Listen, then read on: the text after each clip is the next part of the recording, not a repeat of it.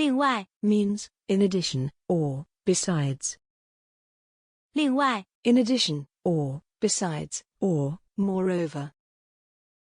As a conjunction, 另外 can link two sentences. Structure: Sentence 1, 另外 Sentence 2.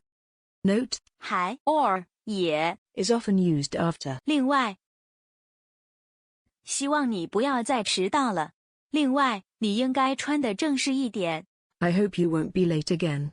In addition, you should also dress a bit more formally. 我没时间参加这个活动。另外，我也不太感兴趣。 I don't have time to attend this activity. Besides, I'm not really interested. As an adverb, 另外 means another.